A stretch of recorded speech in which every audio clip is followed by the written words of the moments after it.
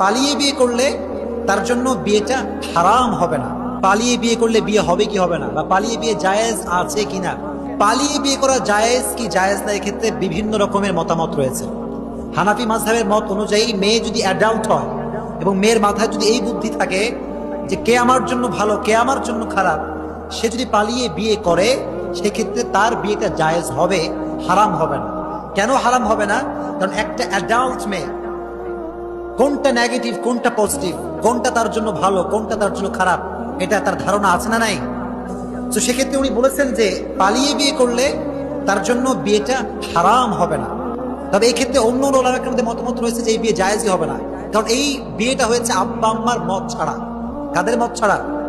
আব্বা আম্মার মত ছাড়া। এখানে ইখতিলাফের মূল ভিত্তিটা হচ্ছে আব্বা আম্মার মত নেওয়া এবং না নেওয়া। ইমাম আবু হানিফা রাহমাতুল্লাহ আলাইহি বলেছেন আব্বা আম্মার মত যদিও এখানে নাই, তবে মেয়েটা হচ্ছে অ্যাডাল্ট, বালেগা, ভালো মন্দ বোঝার তার ক্ষমতা আছে, এজন্য সে বিয়ে করলে বিয়েটা হবে। তবে এটা উত্তম কোনো পদ্ধতি আসলে নয়। আর একটি মতামত হচ্ছে এই যে আসলে আব্বা আম্মা অনেক কষ্ট করে মানুষ করেছে, কষ্ট করে মানুষ করেন নাই, এজন্য বাবা মার একটা হক আছে না নাই? জোরে কোন আছে না নাই? এজন্য আব্বা আম্মার হক নষ্ট করা যাবে না।